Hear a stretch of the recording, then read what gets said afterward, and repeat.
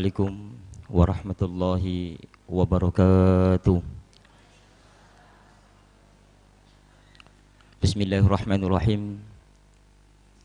Alhamdulillah alladzi saffa quluba ibadihil mu'minin al-mukhlisin bitasfiyatin minallah ridwan minallah. Wassalatu wassalamu ala sayyidina Muhammad al-fatih lima ughliq wal khatimi lima sabaq nasiril haqqi bil haqq wal hadi ila siratil mustaqim wa ala alihi wa sahbihi wa tabi'ina lahum bi ihsanin ila yaumiddin. Allahumma tahhir qulubana anil nifaq, Allahumma saffi qulubana kama safaita quluba awliyaik, Allahumma kama jama'tana fi hadzal majlisi ijma'na ma'a habibika sayyidina Muhammad. Allahumma inna nas'aluka ridhaka wal jannah wa na'udzubika min sakhatika wan nar. Amma ba'd. Hadirin hadirat,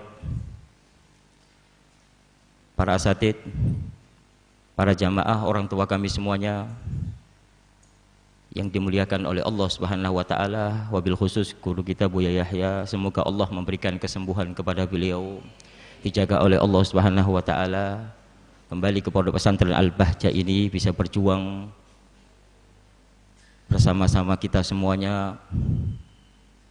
Hadirin hadirat yang dimuliakan oleh Allah Subhanahu wa taala, alhamdulillah di pagi hari ini kita semuanya diberi kemudahan oleh Allah untuk bisa hadir di tempat yang mulia yang agung ini, dan ini semata keinginan Allah Subhanahu wa taala. Ini merupakan nikmat yang terbesar yang diberikan oleh Allah. Nikmat sehat, nikmat iman, bisa hadir di tempat-tempat kebaikan, bisa mengkaji, membaca Al-Qur'anul Karim, membaca satu hadis Nabi Muhammad SAW. Dan ada nikmat yang sering kita lupakan, yaitu apa? Nikmatus satar. Nikmat Allah menutupi aib-aib kita, kejelekan-kejelekan kita. Itu adalah nikmat yang besar. Sebab kalau Allah membuka aib kita, kejelekan-kejelekan kita, mungkin kita tidak akan bisa berjumpa dengan teman-teman kita. Ada rasa malu di situ. Tetapi dengan rahmat Allah, Allah menutupi aib-aib itu semuanya sehingga kita bisa berjalan dengan enak, di mana-mana enak. Itu yang harus kita syukuri. Tentang masalah nikmat ini, seorang hamba harus selalu introspeksi diri, selalu melihat dan melihat. Maka diceritakan di dalam beberapa kitab, ada seorang ulama besar namanya Ibrahim Adham. Beliau kekasih Allah Subhanahu wa taala, yang dekat dengan Allah Subhanahu wa taala, pandai bersyukur atas nikmat-nikmat Allah. Satu ketika beliau melewati satu jalan, kemudian di situ ada orang buta, tangannya terpotong, kedua tangannya terpotong, kemudian kulitnya terkelupas karena kena sakit judam.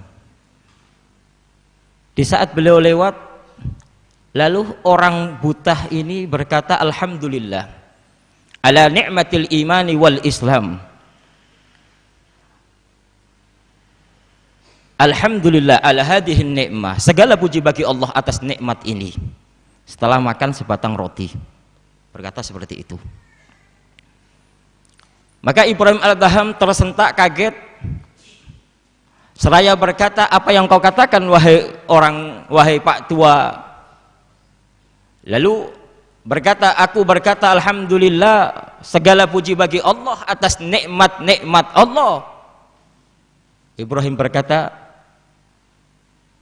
apa yang kau syukuri atas nikmat-nikmat Allah? Padahal kamu buta, tangan kamu terpotong dua-duanya, kulit kamu terkelupas karena sakit judam. Orang bersyukur kepada Allah itu ada nikmat yang diberikan oleh Allah kepadanya. Tapi bagaimana dengan keadaan kamu ini? Kamu makan dari mana?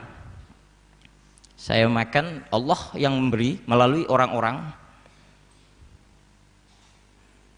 Kemudian berkata lagi, ala yubkini lisanan dzakiran wa qalban syakiran. Apakah Allah tidak menjadikan lisanku berzikir kepada Allah dan menjadikan hatiku bisa bersyukur kepada Allah? ini apakah bukan nikmat yang terbesar?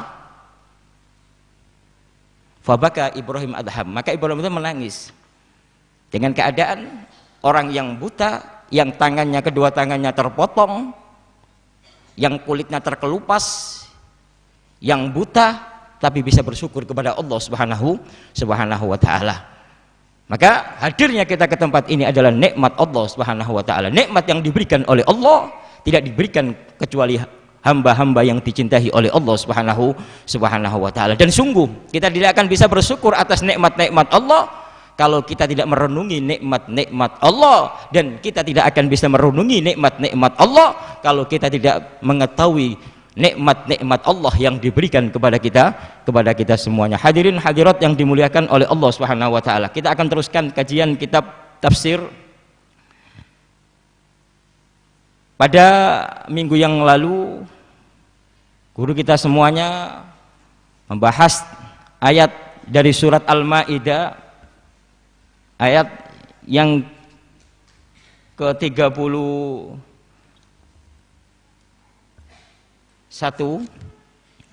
Maka pada kesempatan kali ini kita akan membahas ayat dari surat Maidah, ayat yang ke-32. Qala ta'ala, bismillahirrahmanirrahim, min ajli dzalika katabna ala bani Israila annahu man qatala nafsan bighairi nafsin aw fasadin fil ardi faka'annama qatala an-nasa jami'a wa man ahyaha faka'annama ahya an-nasa jami'a wa laqad ja'atuhum rusuluna bil bayyinati thumma inna katsiran minhum ba'da dzalika fil ardi lamusrifun. Innama jazaa'ul ladzina yuharibuna Allah wa rasulahu wa yas'auna fil ardi fasadan ay yuqattalu aw yusallabu aw tuqatta'a aydihim wa arjuluhum min khilafin aw yunfaw minal ard dzalika lahum khizyun fid dunya wa lahum fil akhirati 'adzabun 'adzim illa alladzina tabu min qabli an taqdiru alaihim fa'lamu annallaha ghafurur rahim. Min ajli dzalika katabna, maka karena itu aku tentukan, aku gariskan ala bani Israilah, atas bani Israel, annahu man qatala nafsan, sungguh barang siapa yang membunuh seorang manusia bi ghairi nafsin, tanpa ada pembunuhan sebelumnya, au fasadin fil ardi, atau membuat kerusakan di bumi, faka'annama qatalan nasa jami'a, maka seakan-akan dia membunuh manusia semuanya. Waman ahyaha, dan barang siapa yang memelihara kehidupan manusia, faka'annama ahyan nasa jami'a, maka seakan-akan dia memelihara kehidupan manusia semuanya. Walaqad ja'atuhum rusuluna bil bayyinat, dan sungguh telah datang kepada mereka, walaqad ja'atuhum rusuluna, dan sungguh telah datang kepada mereka utusan-utusan kami, kata Allah, para anbiya, bil bayyinat, dengan membawa tanda-tanda, dengan membawa bukti-bukti, dengan membawa dalil-dalil. Akan tetapi summa inna katsiran minhum ba'da dzalika lamusrifun, akan tetapi kebanyakan dari mereka itu musrifun, israf. Mereka itu keluar dari apa yang diajarkan oleh Allah Subhanahu wa taala. Hadirin hadirat yang dimuliakan oleh Allah Subhanahu wa taala, dalam ayat ini Allah Subhanahu wa taala berbicara tentang Bani Israel. Kalau kita berbicara tentang Bani Israel adalah sekelompok umat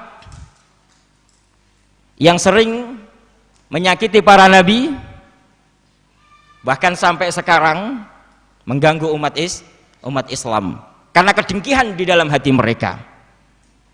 Karena kesombongan di dalam hati mereka, tidak menerima kebaikan-kebaikan yang diberikan oleh Allah kepada umat lainnya. Bahkan diterangkan di saat diangkatnya Nabi Muhammad, mereka tidak menerima atas kenabian Nabi Muhammad SAW, padahal mereka tahu tentang kenabian Nabi Muhammad SAW, dan ini telah dibahas pada ayat-ayat sebelumnya. Kemudian pada ayat ini Allah Subhanahu wa taala berbicara tentang yaitu qatala nafsan, membunuh seorang manusia. Maka di sini dipertegas di dalam ayat Quran, katabna ala bani Israila annahu, ini khusus untuk bani Israel. Sebab apa? Sebab kalau selain Bani Israel, sebagaimana yang diterangkan di dalam kitab-kitab tafsir Ibnu Katsir atau tafsir-tafsir lainnya, baik dari umat Nabi Muhammad atau selain Nabi Muhammad, kalau satu orang membunuh maka dibunuh, tidak melebihi dari itu. Akan tetapi untuk khusus Bani Israel di sini Allah mempertegas dengan berfirman, katabna ala bani Israila annahu man qatala nafsan bighairi nafsin, barang siapa yang membunuh seorang manusia bighairi nafsin, tidak ada pembunuhan sebelumnya, jadi dibunuh begitu saja, au fasadin fil ardi, atau membuat kerusakan, apa kata Allah, faka'annama qatalan nasa jami'a, seakan-akan dia itu membunuh manusia semuanya. Kok bisa satu orang dibunuh kok seperti membunuh semua manusia? Ini para ulama mengatakan ini menunjukkan atas marahnya Allah kepada orang-orang Bani Israel, yang mana mereka itu telah diingatkan oleh Allah tentang pembunuhan, tentang dosa besar bagi orang yang membunuh. Maka tadi mengatakan wa min ajli dzalika, karena itu, karena dengan adanya kerusakan-kerusakan yang dibuat oleh Bani Israel yang suka membunuh tanpa menghormati manusia, tanpa menghormati hamba-hamba Allah, padahal tahu, mereka itu tahu bahwa ini adalah dosa besar, tapi tetap mereka melakukan itu semuanya. Makanya kata Allah, mereka meskipun mereka membunuh satu orang, itu sama dengan membunuh manusia semuanya. Ini sesuatu yang agung, urusan membunuh ini. Tapi kalau sekarang kita terdengar di televisi, mendengar di televisi, radio di televisi, melihat di televisi, ada pembunuhan biasa kita. Biasa. Tidak ada rasa azamah, keagungan manusia tidak ada dalam diri kita. Coba kalau Ka'bah dihancurkan bagaimana? Apakah semua orang berteriak? Umpamanya sekarang Ka'bah dihancurkan oleh Amerika, yakin dan siyakin-yakinnya semua dunia akan berteriak. Tapi kalau satu orang dibunuh di Palestina, semuanya diam. Berapa juta manusia dibunuh, diam. Padahal apa? Nabi Muhammad SAW, qatlul muslimi a'zamu indallahi min hadmil Ka'bah, membunuh satu muslim itu lebih agung di hadapan Allah dari hancurnya Ka'bah. Ka'bah hancur biasa, berapa kali Ka'bah dirubah, dihancurkan, diganti lagi biasa. Itu tidak ada harganya menurut Allah dibandingkan nyawa satu. Tapi yang terjadi bagaimana? Tidak seperti itu. Kalau mereka orang-orang non muslim menghancurkan Ka'bah, umat Islam akan berbicara, umat Islam akan teriak. Tapi di saat satu muslim dibunuh, kita diam. Seakan-akan sesuatu yang biasa di sini. Maka di sini Allah menegaskan membunuh satu orang bagi Bani Israel itu seperti membunuh semua manusia. Sesuatu yang agung di hadapan Allah Subhanahu wa taala. Ini membunuh tanpa sebab, tapi kalau membunuh disebabkan kisos karena dia membunuh kemudian dibunuh, atau apa namanya? Dia masuk Islam, kemudian dia sebelumnya Islam lalu keluar dari agama Islam murtad, atau dia merampok, membuat kerusakan di bumi, di muka bumi ini, itu boleh dibunuh. Tapi yang melakukan adalah hakim, bukan diri kita. Tidak boleh main hakim sendiri, itu tidak boleh. Sebab di dalam Islam ada kemaslahatan, ada madarat. Jangan sampai umpamanya kita melihat ada pembunuhan, ada pencurian, ada perampokan, kemudian kita gebukin, kita pukul, kita bunuh. Tidak boleh di dalam syariat Nabi Muhammad SAW. Ada aturan-aturan. Yang melakukan itu semuanya adalah hakim yang telah dipilih oleh rakyat. Sebab kalau setiap orang main hakim sendiri, apa yang terjadi? Negara ini akan hancur. Maka para ulama mengatakan, Al-Imamul Ghazali dalam kitab Ihya Ulumuddin, Al-Imamul Haramain di dalam kitab Nihayatul Matlab, dan ulama-ulama lain mengatakan al-amru bil ma'ruf wan nahyi anil munkar, mengajak kebaikan dan mencegah kemungkaran adalah sesuatu yang harus dilakukan, tidak minta izin pemerintah. Tapi kalau urusan fisik, kita tidak boleh main hakim sendiri, harus melalui pemerintah, harus melalui imam, harus melalui hakim. Itu yang dikatakan oleh ulama-ulama kita. Kenapa? Supaya tidak terjadi yang namanya kerusakan di muka bumi ini, supaya orang itu menghormati adanya pemerintah, supaya orang itu menghormati adanya hukum yang ada di negara kita ini. Kemudian muncul pertanyaan, Ustadz, bagaimana kalau umpamanya di negara kita ini kan bukan negara Islam, hukumnya itu kan ikut hukum Belanda atau sebagainya. Tetap kita berusaha agar agar dirubah hukum-hukum yang ada ini, agar dirubah. Kenapa? Karena yang duduk di dewan itu semuanya orang-orang Islam, kebanyakan orang Islam, yang maka kalau memilih dewan harus hati-hati, memilih pemimpin harus hati-hati. Itu tanggung jawab di hadapan Allah Subhanahu wa taala. Tetap kita berusaha, tetap kita harus berpikir bagaimana syariat Allah itu ditegakkan dengan cara yang benar, dengan cara yang lembut, bukan dengan cara kekerasan. Jadi kembali pada permasalahan kita, bahwa membunuh seseorang adalah sesuatu yang agung, dosa besar di dalam syariat Nabi Muhammad SAW. Akan tetapi khusus Bani Israel, di situ ada dosa lebih besar lagi. Karena apa? Karena kebiasaan mereka sering membunuh para nabi-nabi mereka, sering membunuh umat hamba-hamba Allah, dan mereka menganggap itu adalah biasa, sehingga Allah menegaskan kepada mereka bahwa membunuh satu orang itu sama membunuh manusia semuanya.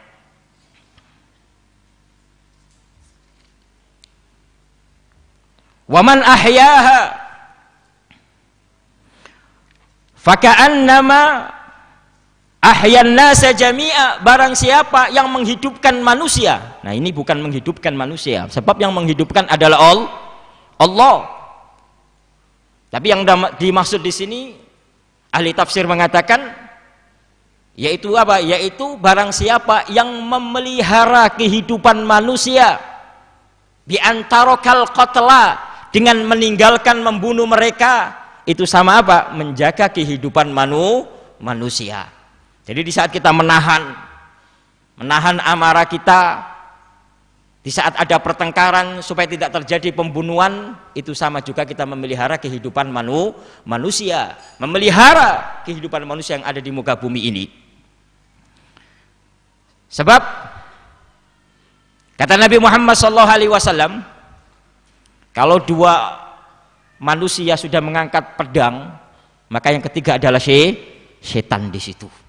Sehingga hati-hati di dalam urusan ini. Jangan sedikit-sedikit bunuh, tembak, main pedang, main pisau. Ingat, hukumannya sangat besar di hadapan Allah Subhanahu wa taala. Faka'annama ahyan nasa jami'a.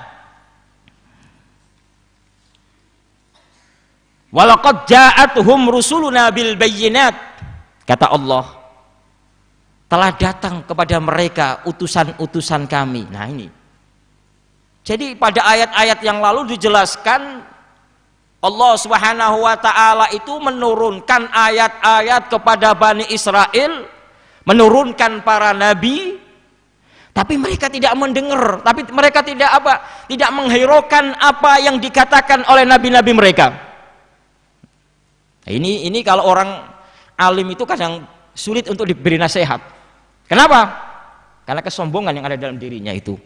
Kadang-kadang orang awam, kita dakwah dengan orang awam lebih gampang kadang-kadang itu. Dinasehatin, kemudian dibacakan satu hadis Nabi, dibacakan ayat Al-Quran, cepat mendengar. Tapi kalau orang alim yang di dalam hatinya penuh dengan kesombongan, kedengkian, sulit untuk menerima kebenaran. Seperti apa? Bani Israel. Mereka tahu kebenaran Nabi Muhammad. Mereka tahu kebenaran risalah Nabi Muhammad, tapi apa? Mau mendengar? Enggak mendengar. Semuanya salah yang datangnya dari Nabi Muhammad. Nah itu kan, sehingga Ka'bah di saat dipindahkan kemana? Dipindahkan ke Mekah Al-Mukarramah, mereka tidak terima. Nah, mereka tidak terima. Kesombongan, kedengkian yang ada dalam hati mereka, Maka sama di zaman sekarang ini. Kalau seorang ustadz, seorang kiai, seorang ulama tidak menjaga hatinya, sama seperti itu, akan jatuh dalam kehancuran. Maka Imam Ghazali itu membagi ulama, ada ulama ada ulama yang dekat dengan Allah, ada ulama ahli neraka. Jadi bukan kok berarti labelnya ulama kemudian baik semuanya, tidak. Dimanapun itu ada penjahatnya. Dalam dunia bisnis ada penjahatnya, dalam dunia kedokteran ada penjahatnya, dalam dunia ilmu juga ada penjahatnya di situ. Maka di sini harus hati-hati. Sebab guru kami Al Habib Abdullah bin Muhammad Barun mengatakan, kadang orang itu punya ilmu, di situ apa yang muncul dalam hatinya? Kesombongan, menganggap dirinya lebih baik daripada yang lainnya, sehingga kalau salah pun tidak mau menerima kesalahan.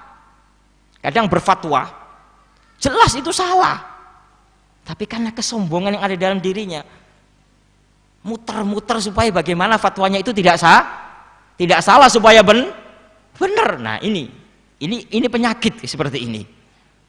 Sebagaimana Bani Israel, tanda-tanda kebesaran Allah, tanda-tanda kenabian Nabi Muhammad, tanda-tanda risalah Nabi Muhammad, tapi mereka tidak menerima itu semuanya. Kesombongan dan kedengkian yang ada dalam hati mereka. Maka penyakit dengki itu sulit disembuhkan, sulit, tidak mudah. Kadang sampai 10 tahun nggak akan sembuh itu kalau dia tidak sadar. Nah ini, walaqad ja'atuhum rusuluna bil bayyinat thumma inna katsiran minhum ba'da dzalika fil ardi lamusrifun. Akan tapi kebanyakan dari mereka itu israf, keluar dari syariat Allah Subhanahu wa taala. Diberitahukan tentang syariat Allah, dilarang membunuh, dilarang membuat kerusakan di muka bumi ini, tapi tetap mereka apa? Mereka melakukan itu semuanya, tidak menghiraukan apa? Perintah-perintah Allah Subhanahu wa taala. Maka tidak heran di dalam ayat-ayat sebelumnya ancaman bagi mereka dari Allah Subhanahu wa taala. Kemudian innama jazaa'ul ladzina yuharibunallaha wa rasulahu wa yas'auna fil ardi fasadan ay yuqattalu aw yusallabu. Dan sungguh balasan orang-orang yang memerangi Allah. Nah, di sini yang dimaksud memerangi Allah itu, yaitu di sini ahli tafsir berbeda pendapat. Sebagian mengatakan yaitu memerangi ulama-ulama Allah. Ada yang berpendapat lain. yuharibunallah wa rasulahu, utusan-utusan Allah, wa yas'auna fil ardi fasadan, dan membuat kerusakan di muka bumi ini. Nah di sini ahli tafsir berbeda pendapat tentang membuat kerusakan di bumi ini batasnya bagaimana. Maka kalau kita melihat pendapat Imam Malik, yaitu orang yang datang dengan membawa senjata dan menyampaikan ancamannya. Jadi ada sekelompok orang atau seorang yang membawa senjata kemudian mengancam kepada orang-orang di kota atau di perdesaan atau di selain perkotaan. Itu namanya adalah orang-orang yang membuat kerusakan di bumi. Kalau menurut Imam Abu Hanifah, yaitu orang-orang yang melakukan aksi perampokan di kampung saja. Itu menurut Imam Abu Hanifah. Jadi umpamanya ada perampokan di kampung, nah ini masuk kategori apa? Membuat kerusakan di bumi. Kalau menurut Imam Syafi'i, yaitu apa? Yaitu yang dimaksud di sini adalah pencurian besar-besaran, baik dilakukan di kota ataupun di desa. Jadi ada pencurian umpamanya di desa atau di kota. Nah ini masuk kategori apa? Membuat kerusakan di muka bumi ini. Kalau Imam Abu Hanifah berpendapat apa?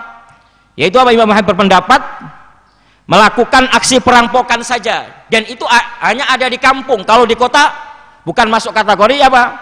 Membuat kerusakan di muka bumi ini. Jadi tidak masuk hukum yang akan dijelaskan oleh para ulama di dalam ayat innama jazaa'ul ladzina yuharibunallaha wa rasulahu di sini. Kalau Imam Malik tadi apa? Yaitu orang yang membawa senjata dan mengancam, baik di kota ataupun di desa. Nah ini masuk kategori orang-orang yang yang membuat kerusakan di muka bumi ini. Dengan perbedaan para ulama ini, jelas hukuman mereka yaitu apa? Innama jazaa'ul ladzina yuharibunallaha wa rasulahu wa yas'auna fil ardi fasadan ayyuqattalu. Mereka harus dibunuh. Tidak dibunuh saja, au yusallabu, disalib, au tuqatta'a aydihim wa arjuluhum min khilaf, dipotong kedua tangannya dan kedua kakinya.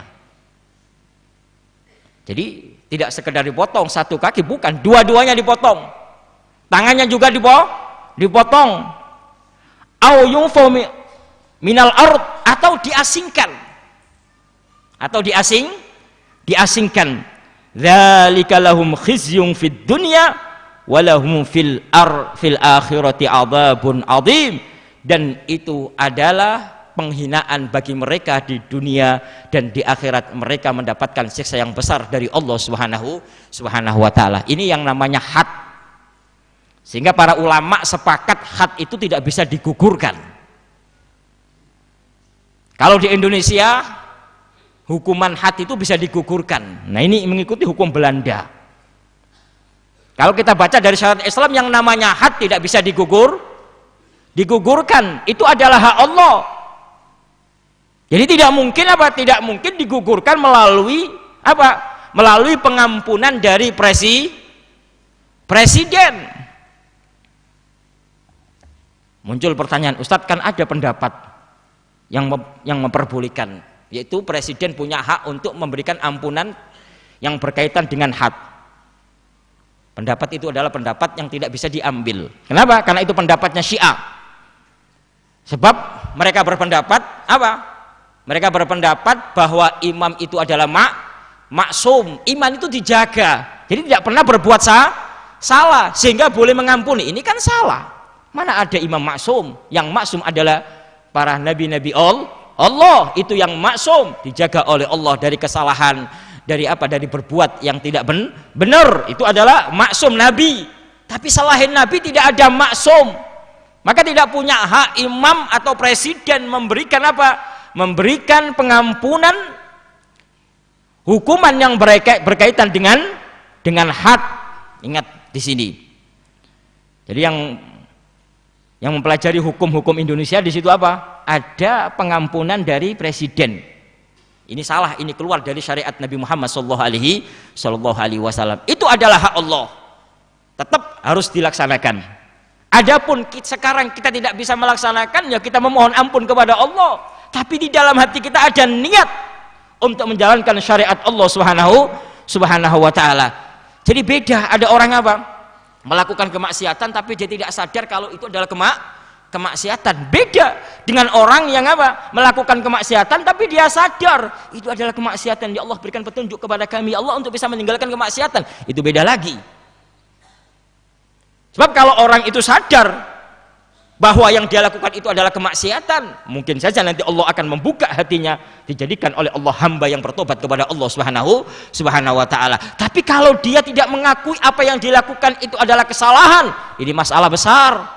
Makanya Al-Imamul Ghazali rahimahullahu taala di dalam kitab Minhajul Abidin, beliau mengatakan banyak hamba-hamba Allah yang beribadah kepada Allah Subhanahu wa taala bertahun-tahun dia menyangka bahwa itu adalah kebaikan, padahal itu adalah kemaksiatan. Harus tahu.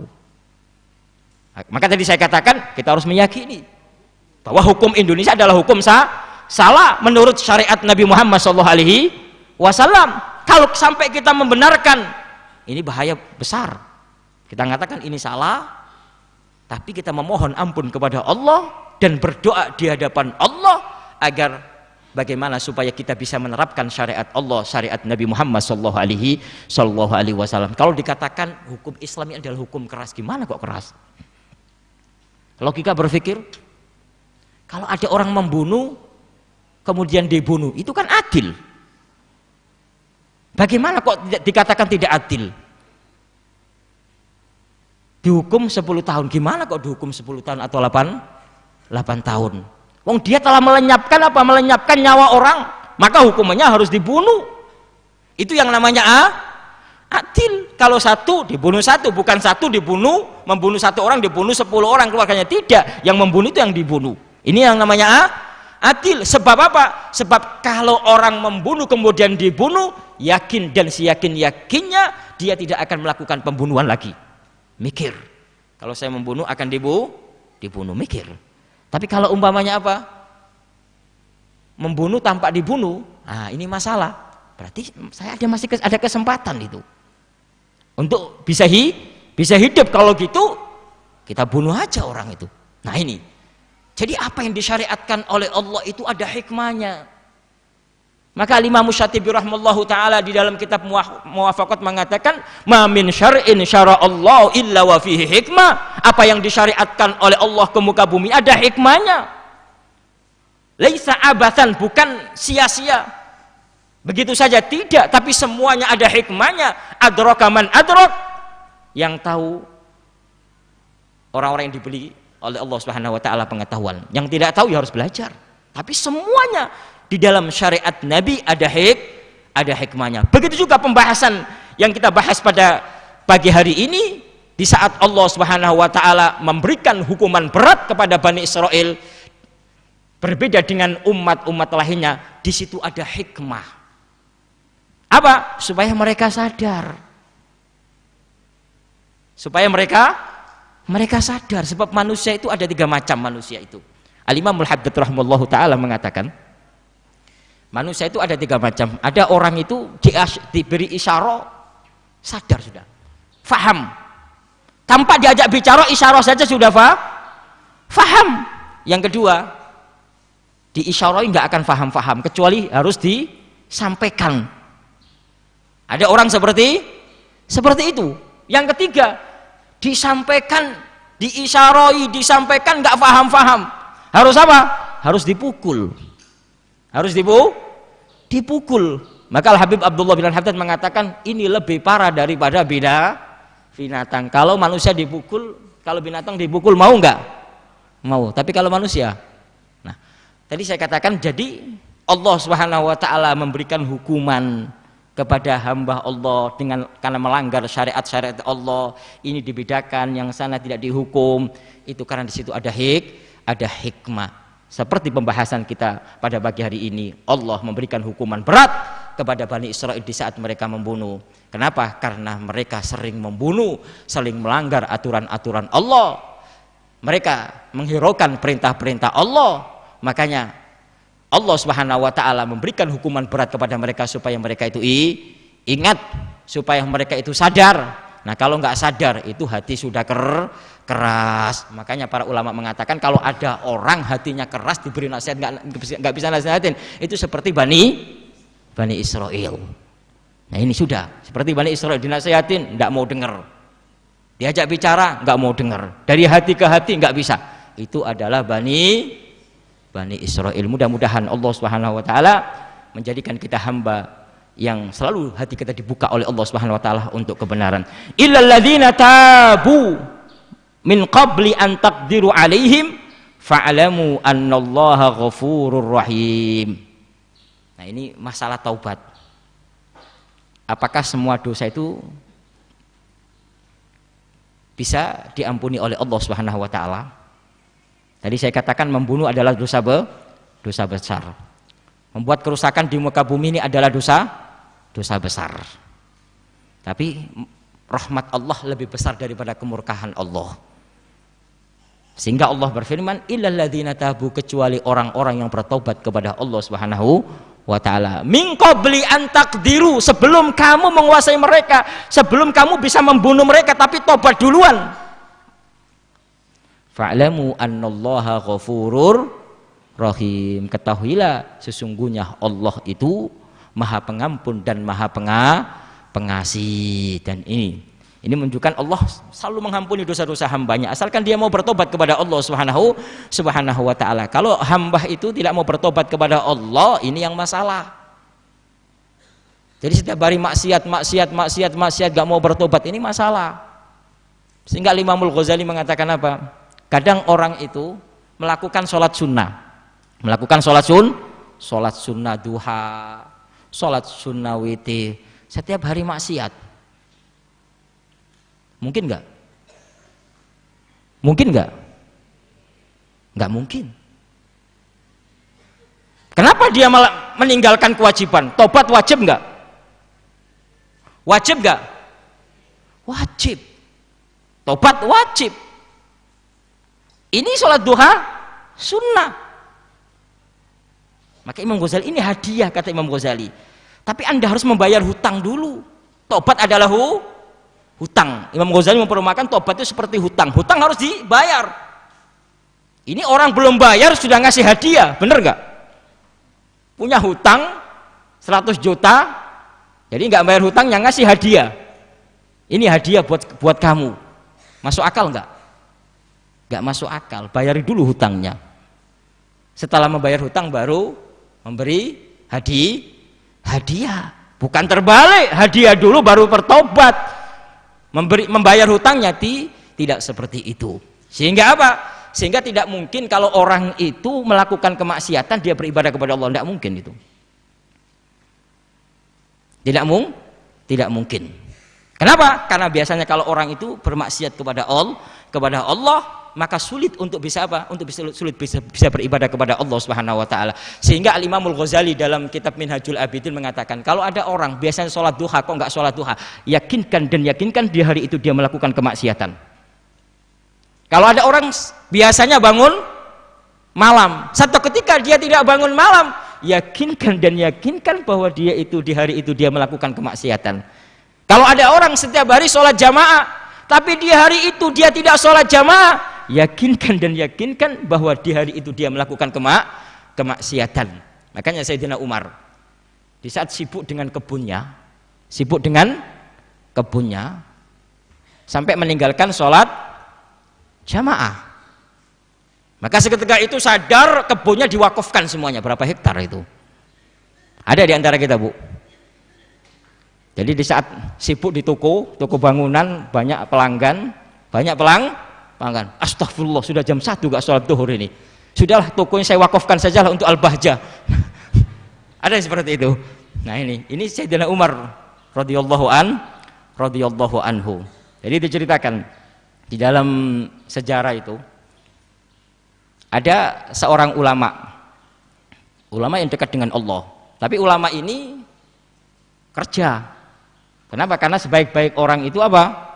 Makan dari hasil tangannya sendiri. Kerja dia, setiap hari kerja dapat uang. Satu ketika dia kerja dapat uang banyak, ratusan juta kalau sekarang itu. Dan hari itu uangnya hilang. Hilang. Mencari kemana-mana sama anaknya itu, cari sana di sini, di rumah, di mana, di jalan, nggak ketemu. Masuk sholat duhur. Ya sudah, pergi ke masjid sholat duhur. Anaknya tetap mencari anaknya itu. Kemudian ketemu. Jadi anaknya menemukan uang yang hilang tadi itu, ratusan juta itu. Dibawa ke masjid. Dengan gembira. Ya Abah, wahai abahku, wahai ayah, ini uangnya sudah ketemu. Ini saya pegang. Seneng nggak Bapak? Seneng atau nggak seneng? Hah? Apa kata ulama ini? Kamu itu tidak punya adab. Kamu itu tidak punya tata kerama. Kamu sekarang ada di mana? Ada di masjid. Layak enggak kita bicara dunia di masjid? Kalau kamu di masjid saja bicara tentang dunia, bagaimana di luar masjid? Kalau kamu di masjid saja lupa dengan Allah, bagaimana di luar masjid? Belajar lagi kamu. Harus mondok lagi bertahun-tahun lagi ini. Uang ini sodakokan karena dosa yang kamu lakukan itu. Bisa Bu. Nah ini mudah-mudahan Allah Subhanahu Wa Taala membuka hati kita semuanya, dan kita tidak dijadikan oleh Allah apa? Budak dunia. Tapi kita yang menjadikan dunia, yang mengatur kita adalah kita. Maka para ulama mengatakan apa? Para ulama mengatakan kalau kita muamalah dengan dunia itu diberikan oleh Allah kepada kita. Itu dunia. Kemudian dunia untuk kita. Kita untuk siapa? Untuk Allah. Nah, kalau hidup kita untuk dunia, berarti kita diperbudak dunia. Kalau hidup kita untuk Allah, berarti kita budak Allah Subhanahu Wa Taala. Tapi kalau dunia itu diberikan oleh Allah kepada kita, ya kita yang ngatur. Kita yang menjadikan budak dunia, bukan kita diperbudak dunia. Ini yang digariskan oleh Allah Subhanahu Wa Taala. Bukan kok berarti dunia itu hina. Memang banyak hadis Nabi Muhammad menjelaskan tentang hinanya dunia, mal'una, dilaknat. Tapi ingat, dunia akan menjadi mulia kalau yang mengatur itu adalah orang yang mulia. Akan menjadi hina kalau yang membawa adalah orang yang hina. Jadi kembali kepada permasalahan kita, illal ladzina tabu, kecuali orang-orang yang bertobat kepada Allah, min qabli an taqdiru alaihim, sebelum kamu lakukan kisos atau kamu bunuh. Fa'lamu annallaha ghafurur rahim, ketahuilah bahwa Allah Subhanahu wa taala itu Maha Pengampun dan Maha Rahmat. Wallahu a'lamu bis-shawab. Baik, syukur kasiran kami haturkan kepada Al-Mukarram Al-Ustadz Profesor Ustadz Ja'far Thoyar LCMA atas bayang-bayangnya. Semoga ayat yang disampaikan oleh beliau bermanfaat bagi kita semua. Amin amin ya rabbal alamin. Baik para hadirin hadirat, para pemirsa dan juga para pendengar dimanapun anda berada, selanjutnya marilah kita masuki bagian tanya jawab. Kepada para hadirin dan hadirin yang bertanya, kami persilakan, dan kami juga memberikan kesempatan bagi anda, bagi para pemirsa dan juga para pendengar, untuk bertanya langsung kepada Al-Ustadz Ja'far. Dengan bisa anda kirimkan pertanyaan anda di Facebook Buya Yahya, atau bisa anda bergabung di via telepon kami, yaitu di 0231 830 8929, 0231 8929, dan langsung saja marilah kita masuk ke bagian tanya jawab. Yang ingin bertanya kami persilakan dari jemaah bapak-bapak dan juga ibu-ibu. Kami persilakan kepada para jemaah bapak untuk bertanya. Ada yang ingin bertanya Bu atau bapak-bapak?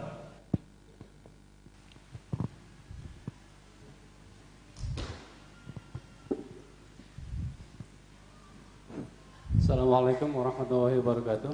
Waalaikumsalam warahmatullahi wabarakatuh. Allahumma sholli ala sayyidina Muhammad. Allahumma sholli wa sallim alaihi wa barik. Profesor, saya mau nanya tentang masalah dunia. Mohon maaf sebelumnya. Jadi dalam Islam itu kan, ya ini pengetahuan saya, dalam Islam itu kan Islam yang kuat dalam ini mungkin masalah dunia lebih dicintai atau lebih disukai Allah daripada seorang muslim yang lemah dunianya. Dalam hal ini kadar keimanannya sama. Terus pertanyaannya, adakah batasan-batasan kita memiliki dunia? Karena pernah saya baca juga bahwa hisab yang paling rumit itu masalah dunia juga. Itu paling lama sekali katanya. Jadi orang itu punya cangkul, punya mobil, punya rumah, itu susah sekali atau rumit sekali hitungannya. Adakah batasan-batasan tersebut? Sekian, Assalamualaikum warahmatullahi wabarakatuh. Waalaikumsalam warahmatullahi wabarakatuh. Bagi dari jemaah ibu-ibu yang ingin bertanya, kami persilakan. Assalamualaikum warahmatullahi wabarakatuh. Waalaikumsalam warahmatullahi wabarakatuh. Ustadz mau menanyakan mengenai kerusakan di muka bumi, mengenai korupsi Ustadz. Itu bagaimana hukumnya? Karena kan korupsi itu dosanya tidak hanya kepada satu orang atau dua orang, tapi kepada umat. Itu bagaimana cara hukumannya? Lalu bagaimana cara tobatnya? Apakah dia harus mengembalikan uang yang sudah dikorupsi itu? Dan bagaimana cara pengembaliannya? Mohon penjelasannya. Terima kasih. Wassalamualaikum warahmatullahi wabarakatuh. Waalaikumsalam warahmatullahi wabarakatuh. Bismillahirrahmanirrahim. Masalah dunia. Ketahuilah Nabi Muhammad SAW bersabda, kadzal faqru ayyakuna kufron. Kadang kefikiran itu menjadikan orang itu apa? Menjadikan orang itu kafir. Kenapa? Karena dia tidak mensyukuri apa yang diberikan oleh Allah Subhanahu wa taala. Jadi isi kehidupannya itu ngeluh terus. Jadi ngeluh terus, enggak bersyukur kepada Allah. Maka kata Nabi Muhammad mengatakan kadzal faqru ayyakuna kufron. Dan banyak di dunia capek, di akhirat capek, malam siang kerja tapi enggak kaya-kaya. Dia apa? Dia harus apa? Meninggalkan sholat subuh hilang. Jadi sebelum subuh berangkat ke pasar. Pulangnya apa? Pulangnya zuhur tidur. Bangun asar, sudah subuh hilang, zuhur hilang. Asar pergi ke pasar lagi sampai maghrib sudah hilang apa asarnya. Maghrib kecapean nggak sholat lagi. Nah ini kadzal faqru ayyakuna kufron ini. Jadi di dunia capek, di akhirat capek. Sama orang, ada orang sebagian orang dikejar-kejar dunia terus, punya kekayaan yang banyak, miliaran, ratusan triliun kadang-kadang. Tapi dia diperbudak oleh dunia, bukan dia yang mengendalikan dunia. Selalu mengatakan hal min mazid, apakah ada tambahan? Dikasih uang 1 triliun, minta 10 triliun. Hal min mazid, apakah ada tambahan? Selalu begitu terus. Itu manusia, sampai kata Nabi Muhammad baru meninggal, baru wafat, baru hilang, sudah selesai urusan dunia. Tapi semasa masih hidup tidak akan lepas dari itu semuanya. Tetap punya mobil, kepingin punya apa? Pesawat. Punya pesawat, pengen punya apa? Nah ini. Terus itu manusia nggak akan kepingin punya kapal. Punya kapal, kepingin punya kapal perang. Nah, terus itu manusia, nggak ada habis-habisnya. Maka di situ harus ada pembatas. Anda menjadi orang kaya nggak apa-apa, bagus. Supaya Islam adalah kuat. Tapi kekayaan Anda jangan dimasukkan di dalam hati Anda, di tangan. Ini namanya warok. Kekayaan ada di tangan, bukan di hati kita. Tapi kalau kekayaan itu ada di hati kita, mau mengeluarkan itu mikir. Ini saya mau sodako 1 juta. Aduh, carinya capek saya. Ngapain saya sodako? Ini namanya kekayaan ada di dalam hati. Al-bukhl, bakhil yang muncul. Tapi kekayaan itu ada di tangan. Ya nggak mikir mau ini ada program dakwah, ayo ini ada program ini, nggak mikir dia. Kenapa? Karena yakin bahwa yang berikan rezeki adalah Allah. Yang namanya rezeki yang kita makan ini itu namanya rezeki. Nah itu loh. Dan ketahuilah bahwa Kita ini tidak mendatangkan rizki, maka para ulama mengatakan rizki, ar-rizquna minas sama, rizki itu dari langit. Kita ini hanya ngikutin saja. Jadi kita bukan istilahnya yang mencari rizki itu, kita hanya mengikuti kehidupan dunia ini dengan adanya usaha, gitu loh. Tapi semua rezeki sudah digariskan oleh Allah Subhanahu wa taala. Jadi kita nggak apa-apa menjadi orang kaya seperti Abdurrahman bin Auf, seperti Sayyidina Abu Bakar, seperti Sayyidina Umar. Saudagar-saudagar kaya, para pengusaha. Tapi kekayaan tidak masuk di dalam hati mereka, tapi kekayaan ada di tangan mereka. Ada orang tidak punya apa-apa, tapi hatinya mikir selalu dunia terus. Cinta dunia enggak? Cinta dunia padahal enggak punya apa-apa dia. Kadang makan 1 hari 2 hari tidak makan, tapi cinta dunia. Maka guru kami menceritakan tentang masalah ini. Ada dua bersaudara adik kakak, yang satunya kaya, yang satunya miskin. Dua-duanya punya santri, orang soleh semuanya. Nah kemudian yang adiknya ini kan miskin, maka murid-muridnya bangga, alhamdulillah kiai saya ini warok, nggak punya apa-apa, mobil aja nggak punya. Jadi kalau ngajar itu nggak naik mobil, jangankan mobil dan motor nggak ada, karena warok, pakaiannya hanya berapa, jelek pakaiannya itu. Bangga dengan keadaan gurunya. Tapi sang guru ini ingin didik muridnya dengan apa? Dengan cara apa? Wahai santriku, ini surat kasihkan kepada kakak saya yang tinggal di sini, dan mintakan doa buat saya. Karena perintah gurunya senang membawa surat tersebut, mencari alamat kakaknya ini di mana, dicari. Kemudian ketemu, melihat ini kok rumahnya seperti istana, masa ini?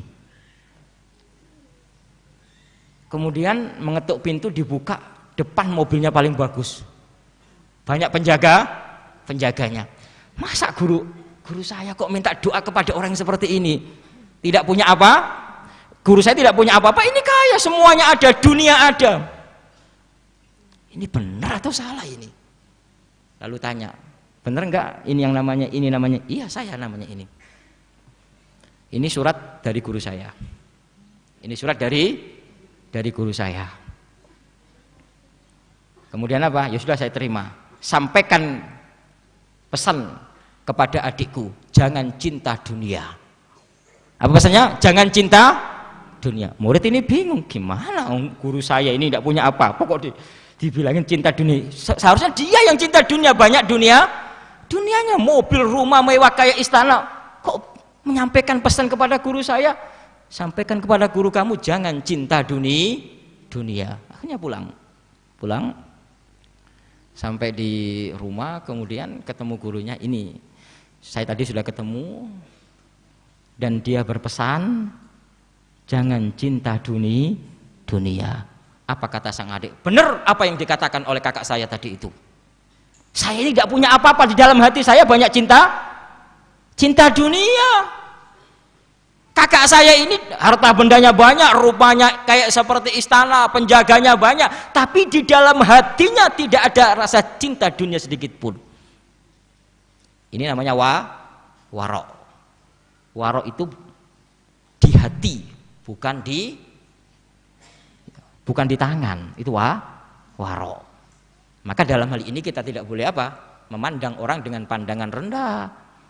Ada orang pakainya bagus, oh ini cinta dunia. Tidak. Ada orang yang pakainya jelek, ini adalah zuhud. Ya tidak seperti itu. Ya kalau dia punya manhaj, nggak mau pakaian bagus, nggak apa-apa. Pakaian jelek itu manhaj mereka, cara dia. Yang mau pakaian bagus ya nggak apa-apa. Yang penting hati.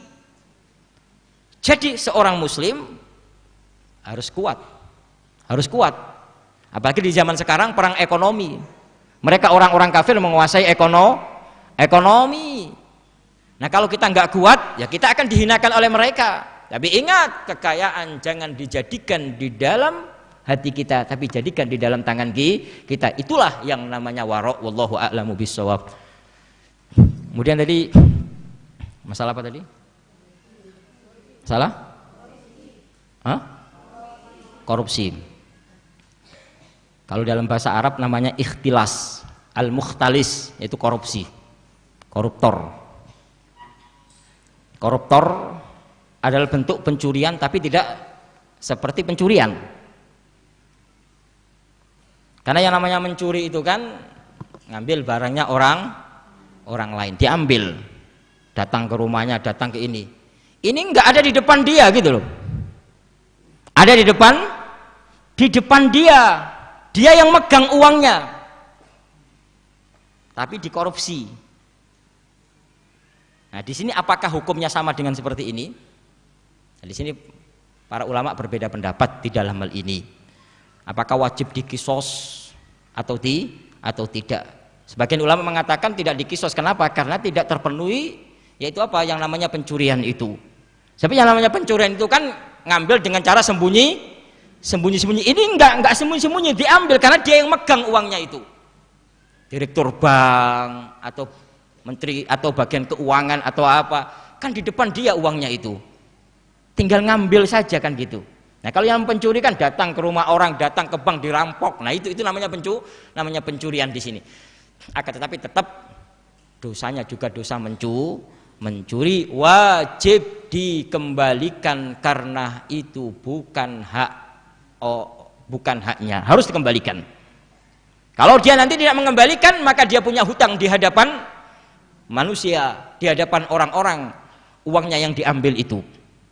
Sehingga ketahuilah Nabi Muhammad itu tidak akan mensolati orang yang punya hutang. Jadi kalau ada orang meninggal punya hutang, gak disolati oleh Nabi Muhammad itu. Sampai apa? Sampai kalau ada orang yang menanggungnya, oh saya menanggung, baru disolati oleh Nabi Muhammad. Makanya itu urusan besar, Allah tidak akan mengampuninya kecuali dia minta maaf. Nah, sekarang yang dirampok uang pemerintah, minta maaf ke siapa ini? Ke semua rakyat Indonesia mungkin.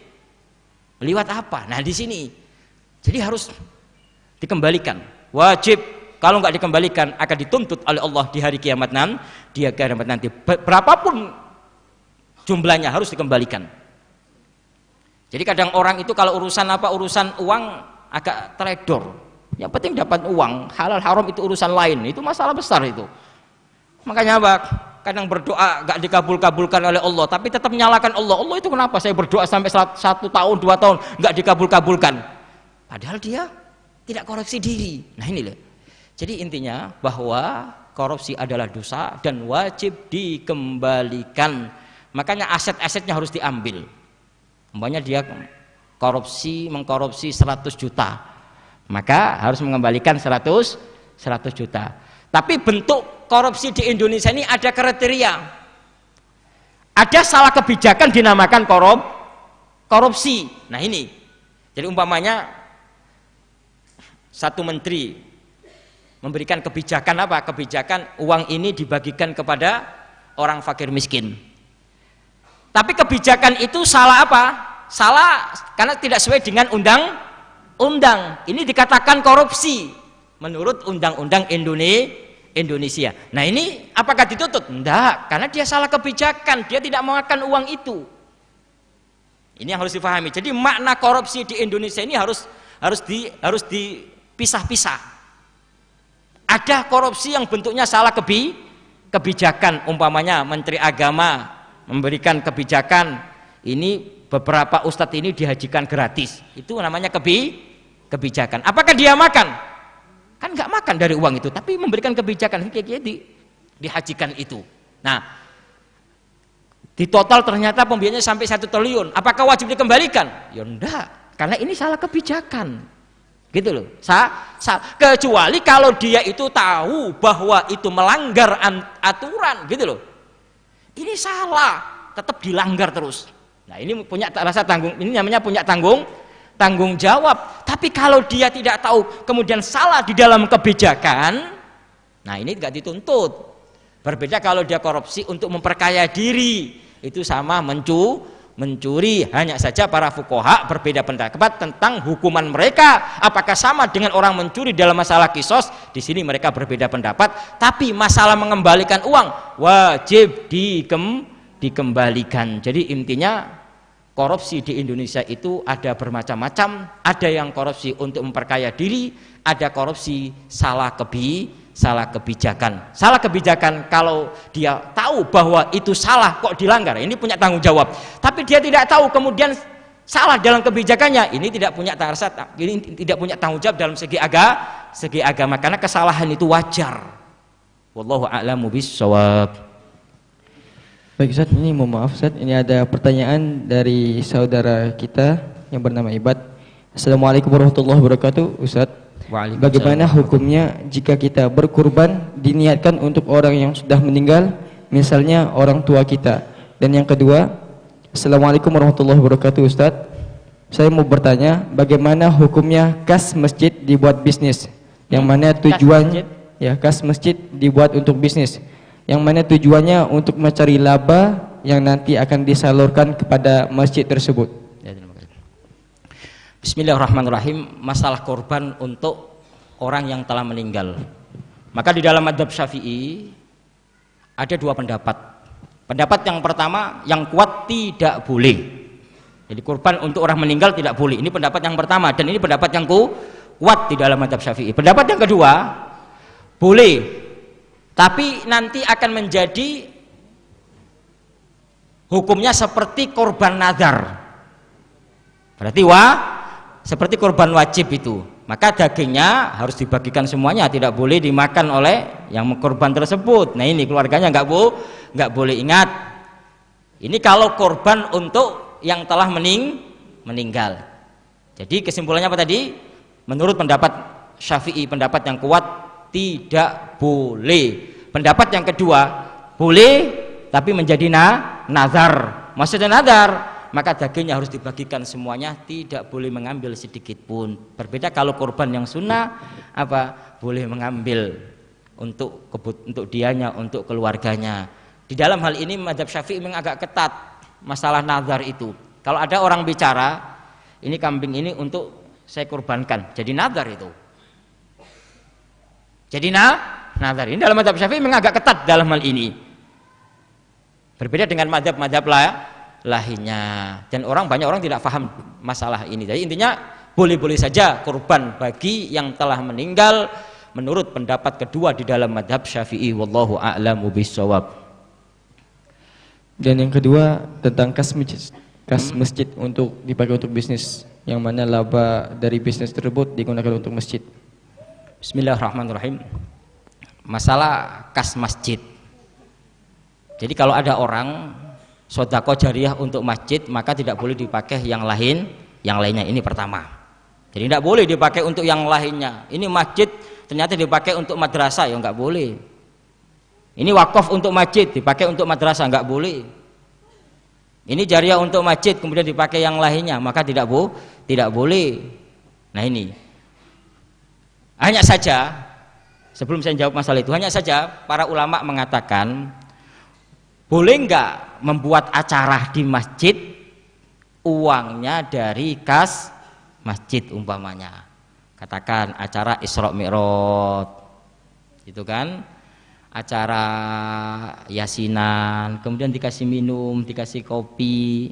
Nah di sini para ulama mengatakan itu boleh, sebab itu masuk kategori meramaikan masjid. Jadi nggak apa-apa, itu masuk kategori meramaikan masjid, tidak ada masalah. Kemudian masalah uang itu dipakai untuk modal bisnis kepentingan masjid, ini kan di situ ada nadhir wakaf.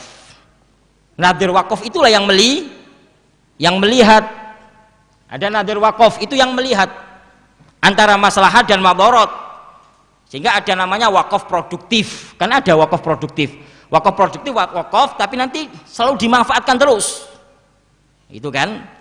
Sehingga Sehingga harus jelas di dalam hal ini. Umpamanya membangun toko untuk masjid. Nah, ini kembali kepada nadhir wakaf untuk melihat itu semuanya. Nadhir wakaf, kan ada nadhir wakaf di situ. Kalau ini masalahnya ya di situ dia melakukan itu. Kalau nggak ada masalah ya tidak boleh seperti itu. Ini menurut sebagian ulama, tapi sebagian ulama mengatakan nggak boleh, ketat. Ini wakas masjid nggak boleh dipakai untuk bisnis, nggak boleh. Ini harus untuk masjid. Nah, ini pendapat yang kedua seperti itu. Tapi intinya dalam hal ini mana yang terbaik? Mana yang terbaik di dalam hal ini? Kalau memang kemaslahatannya itu dikembangkan demi kemaslahatan masjid, itu nggak apa-apa. Dikembalikan kepada siapa? Kepada Nadirul Waqaf. Tapi kalau menurut pendapat yang kedua tetap nggak boleh. Wallahu a'lamu bishawab. Baik Ustaz, mungkin kami cukupkan untuk pertanyaan pada pagi hari ini. Mungkin dari Ustaz ingin menyimpulkan dari kajian pada pagi hari ini. Hadirin hadirat yang dimuliakan oleh Allah Subhanahu wa taala. Jadi intinya pada pembahasan pagi hari ini bahwa membunuh adalah dosa besar. Jangan sampai terlintas di dalam hati kita untuk membunuh. Kalau ada orang dalam hatinya niat untuk membunuh orang, yakinkan dia itu adalah orang yang tidak cintai oleh Allah Subhanahu wa taala. Orang yang jauh dari rahmat Allah Subhanahu wa taala, dan dosanya sangat besar menurut Allah Subhanahu wa taala. Mudah-mudahan Allah Subhanahu wa taala menjauhkan kita dari semua. Bismillahirrahmanirrahim. Alhamdulillahirabbil alamin wassalatu wassalamu ala sayyidina Muhammadin wa alihi wa sahbihi ajmain. Allahumma inna nas'aluka ridhaka wal jannah wa na'udzubika min sakhatika wan nar. Allahumma ya Allah nawwir qulubana binuril ma'rifah. Ya Allah, kami mohon kepadamu ya Allah, bukakan hati kami ini ya Allah di pagi hari ini ya Allah, berikan petunjuk kepada kami ya Allah, berikan petunjuk kepada kami ya Allah untuk bisa berbuat kebaikan ya Allah, mudahkan kami untuk bisa berbuat kebaikan ya Allah, berikan petunjuk kepada kami ya Allah untuk bisa hadir di majlis taklim yang seperti ini ya Allah, berikan keistiqomahan kepada kami ya Allah, berikan keistiqomahan kepada kami ya Allah, kumpulkan kami bersama orang-orang soleh ya Allah, kumpulkan kami bersama mereka ya Allah, dudukkan kami dengan mereka ya Allah, dan sungguh di saat kami duduk dengan mereka keberkahan akan turun dari Allah Subhanahu wa taala, maka kumpulkan kami bersama mereka ya Allah. Kau Maha Pengasih, Kau Maha Penyayang ya Allah, ampuni dosa kami yang hadir di majlis ini ya Allah, ampuni dosa kami yang hadir di majlis ini ya Allah, yang susah berikan kebahagiaan, yang sulit berikan kemudahan ya Allah, yang sakit berikan kesembuhan ya Allah, kabulkan hajat kami yang hadir di majlis ini ya Allah, kabulkan hajat kami, hajat dunia dan di akhirat ya Allah, berikan kesembuhan kepada kami ya Allah, berikan kesehatan kepada kami ya Allah, berikan kesembuhan kepada guru kami ya Allah, Buya Yahya ya Allah, sehingga bisa kembali ke pondok pesantren ini ya Allah. Kau Maha Pengasih, Kau Maha Penyayang ya Allah, ya Hayy ya Qayyum. Allahumma la tada' lana fi hadha subahi mubarak dhanban illa ghafarta wala aiban illa satarta wala maridan illa syafaita wala hajatan min hawaijid dunya illa qadaitaha ya arhamar rahimin ya Allah. Allahumma inna na'udzubika min ilmin la yanfa, jauhkan kami dari ilmu yang tidak memberikan kemanfaatan ya Allah, wa qalbin la yakhsha, dari hati yang tidak khusyuk ya Allah, wa du'ain la yusma, dari doa yang tidak Kau kabulkan ya Allah, wa amalin la yurfa, dan kebaikan-kebaikan yang tidak bisa kami lihat di saat kami menghadap kepadamu ya Allah. Allahumma tahhir qulubana anin nifaq, bersihkan hati kami dari penyakit nifak ya Allah. Allahumma saffi qulubana kama saffita quluba auliyaik, bersihkan hati kami ya Allah sebagaimana Kau membersihkan hati para kekasih-Mu ya Allah, sebagaimana Kau memilih para kekasih-Mu menjadi kekasih-Mu ya Allah, maka kumpulkan kami dengan mereka ya Allah, kumpulkan kami dari mereka ya Allah, jagalah kami dari kemaksiatan ya Allah, kemaksiatan mata, kemaksiatan mulut, kemaksiatan tangan dan kemaksiatan kaki, dan semua anggota kami jagalah dari kemaksiatan ya Allah. Mudahkan anggota kami untuk bisa berbuat kebaikan ya Allah, mudahkan mata kami untuk bisa memandang hal yang baik, mudahkan lisan kami untuk bisa berzikir ya Allah, mudahkan lisan kami untuk bisa membaca Al-Quranul Karim, mudahkan lisan kami untuk bisa membaca salawat kepada kekasih-Mu Nabi Muhammad sallallahu alaihi wasallam ya Allah. Di bulan Dzulhijjah ya Allah, mudahkan kami untuk bisa berkorban ya Allah, ya Hayy ya Qayyum, ya Hayy ya Qayyum. Maka jagalah para hujjaj, para jamaah haji ya Allah, terimalah haji mereka ya Allah, dan mudahkan kami di tahun depan bisa seperti mereka ya Allah, ziarah ke Ka'bah al-Musyarrafah, bisa berziarah ke makam kekasih-Mu Nabi Muhammad sallallahu alaihi wasallam, maka muliakan mata kami untuk bisa memandang wajah kekasihmu Nabi Muhammad sallallahu alaihi wasallam. Kumpulkan kami dengan kekasihmu Nabi Muhammad, sandingkan kami dengan kekasihmu Nabi Muhammad sallallahu alaihi wasallam. Rabbana la tuzigh qulubana ba'da idh hadaitana wa hab lana min ladunka rahmah innaka antal wahhab Allahumma inna nas'aluka ridhaka wal jannah wa na'udzubika min sakhatika wan nar. Allahumma hawin alaina fi sakaratil maut, ya Allah mudahkan kami di saat sakaratul maut, ya Allah ringankan kami di saat sakaratul maut, ya Allah. Wan najata minan nar, berikan keselamatan kami dari api neraka, ya Allah.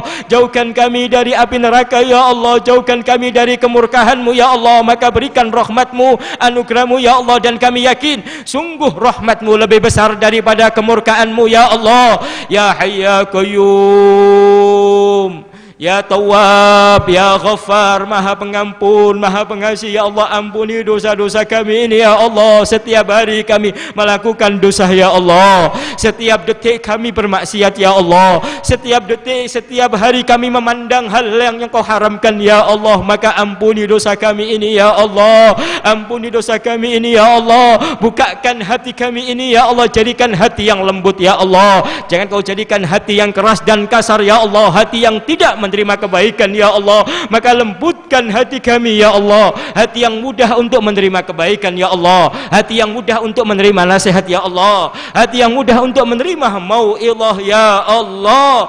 Maka mudahkan kami untuk memberikan maaf kepada orang-orang yang berbuat salah kepada kami, ya Allah. Mudahkan kami untuk meminta maaf kepada mereka, ya Allah. Allahumma khtim lana bil husna, ya Allah.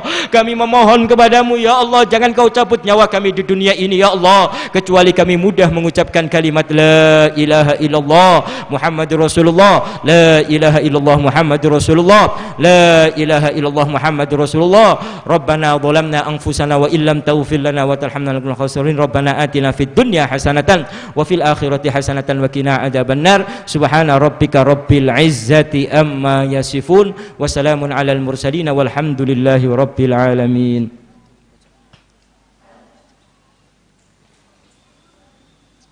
Assalamualaikum warahmatullahi wabarakatuh.